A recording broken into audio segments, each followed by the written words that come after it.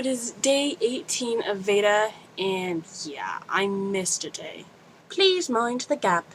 I'm really sorry I didn't get to record a video, but I was, to put it simply, lazy. I ended up spending the day with my sisters. We went to AmVets, and I got some pretty funky stuff, like this dress, this vest, these shirts, and probably the most important purchase I made yesterday, this hat. I plan on wearing this when I lose all my hair. Oh, I kind of like it right now. So I was reading this article yesterday by a guy named Mitch Albom, and you've probably heard of him because he's written this book, and he's also written a book called 5 People You Meet in Heaven.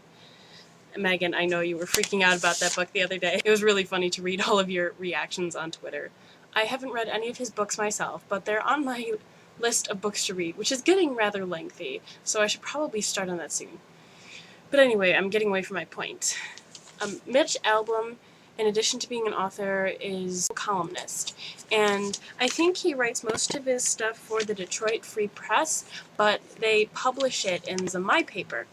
And he published an article yesterday that was called Just Press Send, and it was basically about social networking and his take on the London riots. Now, I know I've already talked about it here, but I think what he has to say is very interesting, and I want to share some of that with you.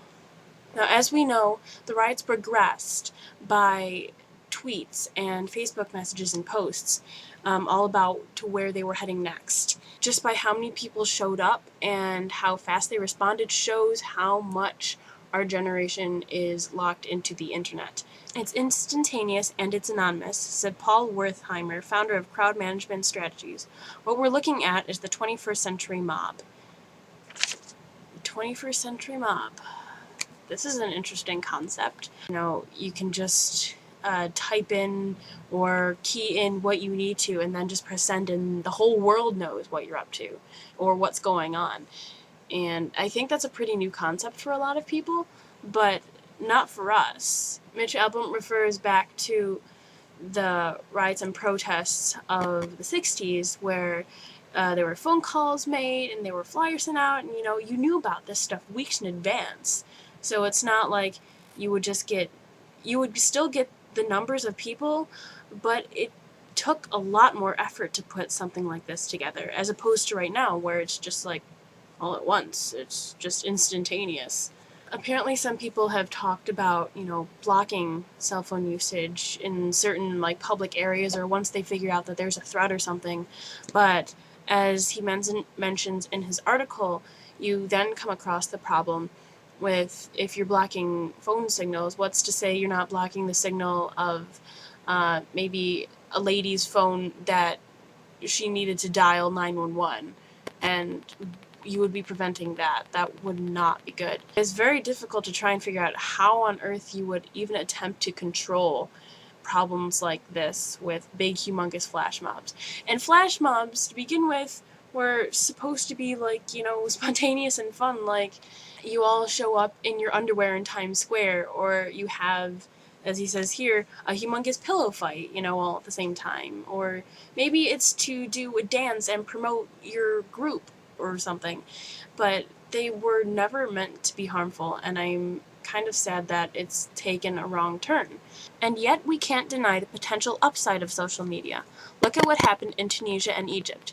Free flow of information can be used for good, British Prime Minister David Cameron told Parliament this past week, but it can also be used for ill. And that's your problem. The only thing that seems certain is that the world is going so much faster now. Snap decisions, snap judgments, snap riots, snap coverage. We are teaching a dangerous, subtle message that we can see everything in an instant, know everything in an instant, have an opinion on everything in an instant. With that inevitability comes desire for everything in an instant, including mayhem, violent thrills, or whatever products you don't have but could loot. The 21st century mob, assembled in the time it takes to make a sandwich. Is it just me, or is the world truly a scary place? I think his article is really good to read, so I'm going to post a link to it down below, and you should definitely check that out. Just a reminder, my Bald for Bucks fundraising campaign is going on for another 2 weeks. I moved up the date to August 31st, so that will be going on, and you can donate there. Please spread the word. I'd really like to raise as much money as I can because this cause is a very important one to me.